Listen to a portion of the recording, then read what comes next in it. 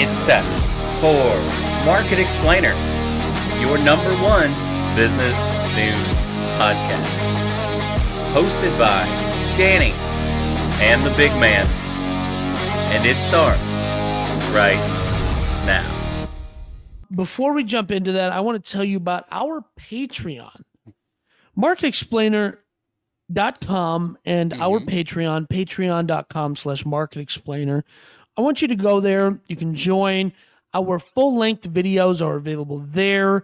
They're YouTube ad-free for you to watch. And if you join, you'll even get them ad-free. So you can go there and do that right away. And now the first story.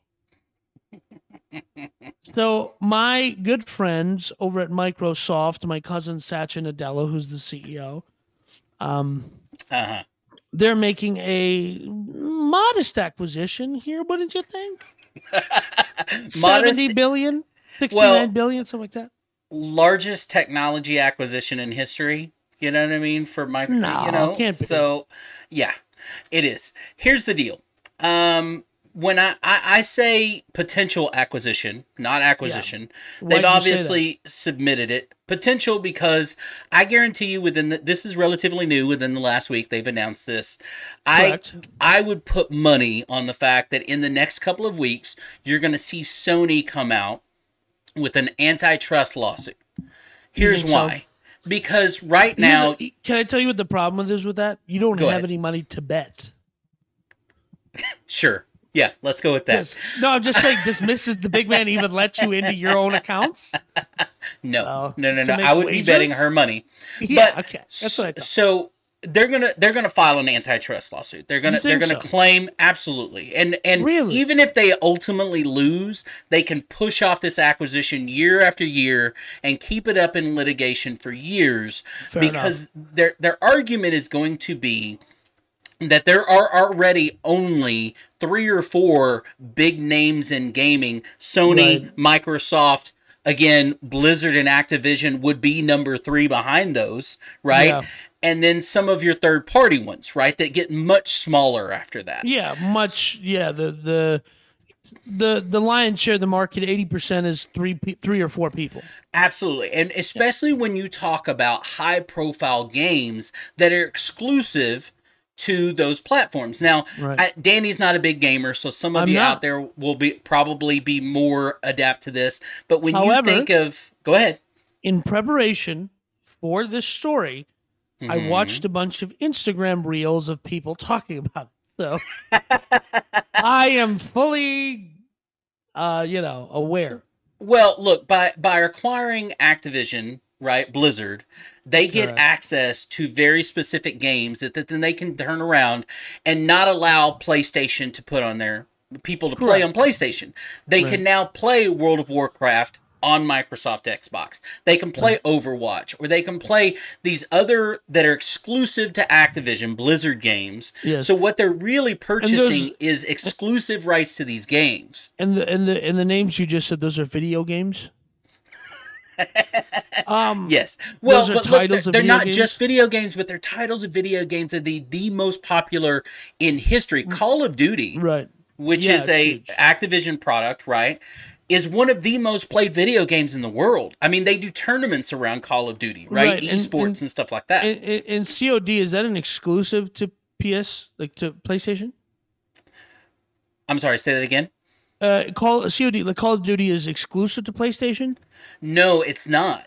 So that's what they're buying, is the ability to make it exclusive to Xbox, right? And that's what PlayStation is going to turn around and say, is they're going to say, hey, if Microsoft pulls off this acquisition, they're going to take all of these current video games that everybody can play on multiple platforms and make them exclusive to Xbox, and that hurts the business of gaming. Correct.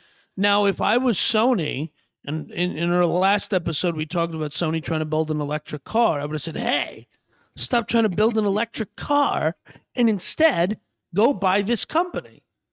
Because if they bought it, they could do the same thing.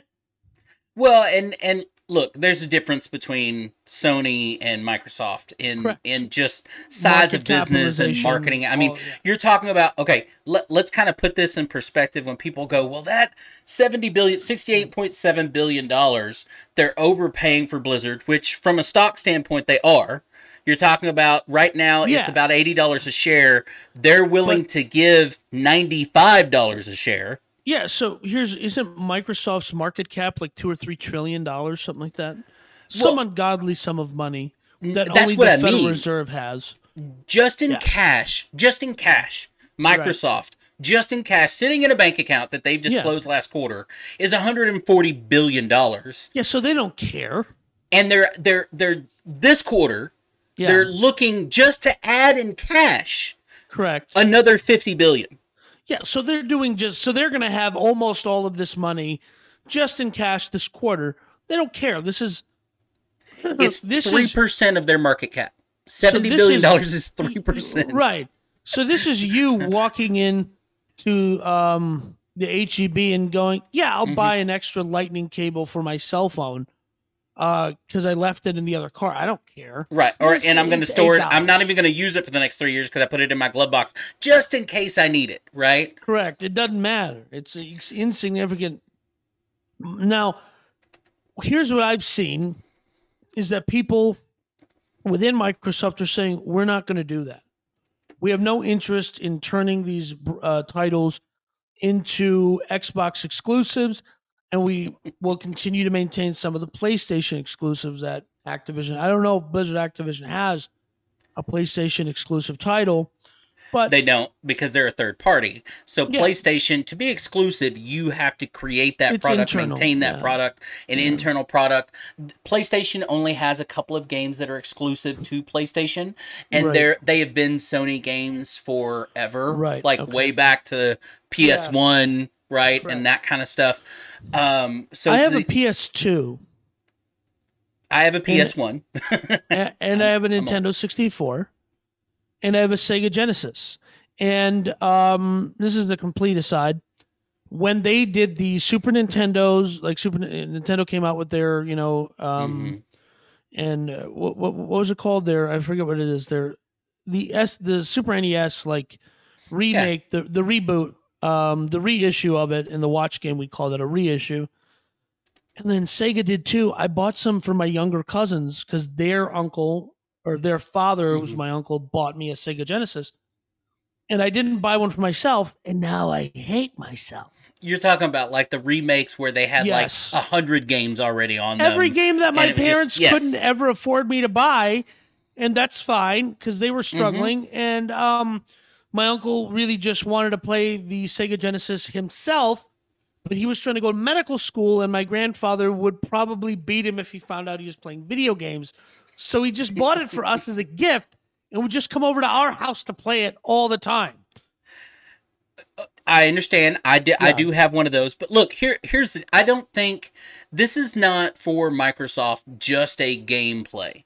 Now, you think so? There's all kinds of stats out there that say, right now it's a 200 plus global gaming market where they expect that to almost double in the next 10 years. So there's definitely gaming out there. But I think if and again, this goes back to like a metaverse question. Yeah. If the metaverse does, and look, some people say the metaverse is coming. Some people say it's not. It won't ever be a thing. I sent you an article this week about a guy that's like, the metaverse is dumb and will never exist. It's just a hot topic of the year, whatever. Yeah. But if the metaverse does happen, you got to think that it's going to be, their key demographic is going to be gamers. Yes. So I'm of the mindset when it comes to the metaverse that it's stupid and it's not going to be a thing. But then I always remember the New York Times economist Paul Krugman saying the internet will have the economic impact of the fax machine, and thinking, I don't want to be Paul Krugman, Well, I mean, look, there's money. Even when an idea is dumb, there's money to be made, right? Yes. Like, so just because the metaverse, let's just say it never happens the way we think it's going to happen now, doesn't mean there won't be billions, if not trillions of dollars made from it. Yes. You know what I mean? And over and over again. probably trillions, because at the rate the Federal Reserve is printing money, everything, we're all going to be trillionaires soon. We're all future trillionaires. No, I thought this was an interesting story because simply the size of the acquisition. And part of what I love is watching boomers, and you're not a boomer, okay? You're a Gen Xer, I get it. Boomers who thought everything that my generation, your generation loved, like, that's stupid. And then my generation shows up and we kill Applebee's and Sears and J.C. Penney and Toys R Us. And we kill all the stuff that they liked, and we go, ha ha. But in the end, their portfolios, their 401ks are stuffed with Microsoft stock. And here they are spending $70 billion to buy a gaming company. And here their son, their daughter, whatever, the grandson, their grandchild. The likelihood that someone who thinks video games is stupid, addictive, a waste of time, turns men into man children, all of that stuff, the likelihood that they will have a grandchild who at some point in time wants to become a professional gamer. And they have to sit down and they have to reconcile these two notions, like, no, video games are stupid. But your video games will rot your brain. You're never going to get anywhere playing video games. But your grandson accidentally makes 2 or 3, your grandson turns out to be the next Ninja. Right. And he makes $7-8 million in a year playing video games. And you have to go, I'll be. It's like people who thought rap music was stupid, and then they find out how much money some rappers make with no label, with no backing. And it's like, you made $2 million just putting out music on Spotify and SoundCloud, and you did a tour, and it's like $2 million is nothing in the context of the music industry, but $2 million is better than going to have a job. Well, to an individual, right? Yeah. And making music is a lot easier than digging ditches, right? Today, yes. Today it is, yeah. So, look, the other part of this is, I don't think timing. Microsoft is taking advantage of timing. Blizzard is caught up in scandal right now, right? Just a bit, right? Just what is just it, 700 cases? Of sexual harassment and toxic work environment. Whoa, we don't say that word. We say essay on the internet. There you go, essay and whatever. So the point is I don't think 18 months ago this could have happened. I don't care how much Microsoft gave Blizzard and Activision, because they'd have been like, hell no, we're looking to eventually compete. Yes. Where you now fast forward 18 months, what I mean, down the road, and go, hey, they're in a lot of trouble. And one of the best ways to, if they think they're just going to implode, right? Which can happen to a company with this kind of scandal, right? Yeah, because it costs money to get out of it, the damage done to brands, yada, yada, yada, yada.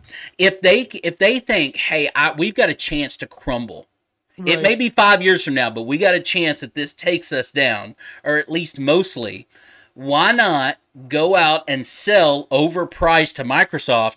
Microsoft can then distance itself from all of this. All of those guys we paid to go away, because they own stock in the company anyway. Listen, that happened before Microsoft owned the company. We're trying to fix it. And listen, let me just tell you something. The consumers of the Activision Blizzard product do not care about the accusations at their office. They don't care. Because can I tell you something? I don't care. It's below my line, as Chamath Palihapitiya would say. But they care when it affects them. Meaning, if I have to fire people, right? If I have to fire people and then games aren't updated as often and blah, blah, blah. So it all affects the bottom line as far as the end user ultimately. And that's when it will start to bother somebody. Until that is the reality. And it looks like this acquisition is kind of like perfect timing for everybody. Microsoft has all this cash. Cash is useless in this economy. Might as well get Activision Blizzard, put them in your house. Activision Blizzard has some scandals, right? Right. And Microsoft is turning around, instead of giving them less than, is giving them more, because they realize that if they go ahead and buy it, if they're allowed to, if they go ahead and buy it, they can distance themselves now before a ton of damage is done, right? Yeah. Before they can nip it in that damage in the bud, say it wasn't us. We fired everybody that had to do with it and placed our own guys. That's if Sony lets this happen. To see how Sony reacts to this, Sony could go out and partner with somebody like EA, That's so. What I think is going to happen is not that Sony's going to try to litigate. I think Sony's going to go, "Oh, you guys want to play?" And they're going to dig deep into their coffers and try to buy a smaller portfolio of independents. And because I think they can create their own market by saying, yeah, we're going to have cooler independent games because we bought up a handful of small independent development studios. And we just gave them capital to survive, so they're not in this constant, we're raising money, doing this thing. And why not do both? Why not do both? Yeah. Go out there and buy the independents while this is going through litigation. You can't match them dollar for dollar. And we live in a world where the judicial system is just the judicial system, right? Yeah. So if I can, as a business, if I can fund these lawyers over here and put off this acquisition another 18 months, that's while 18 months while you go around and do whatever it is you're going to do, whether it's a partnership or, whatever. And if you do win, you win. If you don't, you've postponed it. And maybe the end agreement is, hey, for 10 years, we promise we'll continue to support PlayStation with these titles or whatever that term is. And in the interim period, PlayStation goes out and they buy an HTC, which completely flipped from doing phones to focusing on like headsets, VR headsets. Well, and PlayStation finds a new avenue to survive. See, and this is the argument that Sony's lawyers will undoubtedly use, and the government will use as well, is, hey, because you on the surface you go, hey, why don't everybody just play with everybody, right? Why doesn't Xbox play with them and go, let our games on your system and your system on our system and everybody do it? But then what you get into is zero competition.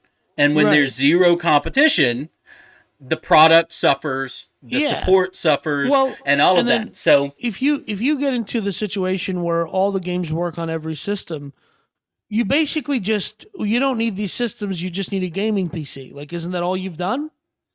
At this point in tech, aren't the components from a gaming PC to a PlayStation to the Xbox, aren't they all effectively the same scale of components?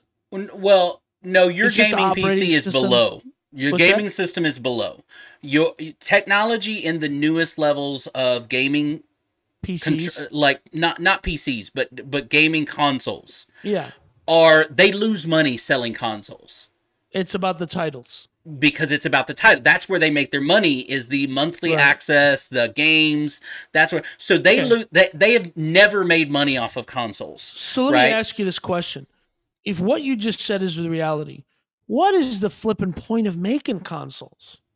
Why not simply say we're a piece now? We're an operating system, and hey, if you want a license to the PlayStation operating system that you can put on any PC compatible machine that you have at your house that you can build, it's $100 a year, and it comes with PlayStation Network, and it comes with all the other stuff. It's come down to a proven, whether it's, you can make an argument that it's psychological, but if you go out and buy an Xbox, you're going to play Xbox games. Primarily, because most people aren't going to buy an Xbox and a PlayStation. But if I have a high-level gaming PC that could technically do both, then you'll install both on there. You see what I'm saying? So you'll boot the Xbox OS and the PSOS. Exactly. It forces you to make a choice, and then we all know, human beings, when you make a choice, when you bought the first Xbox, you bought Xbox 360, and then you bought the next Xbox and the next Xbox. Even if you go, hey, if you got a friend over here that says no, PlayStation's better, you bought the Xbox, so you buy the next one. I was I had a Sega Genesis, and then what came after that? The Sega Saturn? I don't even know what came out after Sega Genesis on that, but that's my point. But I never had a Dreamcast. It was dumb. Well, I think that was when the Nintendo Cube came out, and that they got off track. Everybody got off track there but here's my point, though. Again, that's why they sell the console, and the consoles are better than any gaming system you can build for any relatively the same price. You can't build a gaming PC to match Xbox X for $500. You can't do it. Fair enough. With the same processing speed and memory or whatever. So they take a loss there, knowing that you're going to now pay me monthly to access Xbox games. You're going to pay to go. And, hey, it even gets worse than that, because all the new systems with like, hey, you can have like the Amazon Prime Gaming, where you can have access to 200 games for $10 a month. Right. You don't own any of those. You're just paying to access games. That's the future. Is you're not even going to be able to buy the game. You're just going to pay to access. No, I get that. That part's correct. Well, it's all fascinating, isn't it? Yeah, well, and like we said, we'll have to do down the line, and this will probably be a year from now. We'll do an update to see if this actually goes through. But at least on the surface, a $70 billion acquisition is insane to think about. And you'll have to go over to our Patreon to learn about that.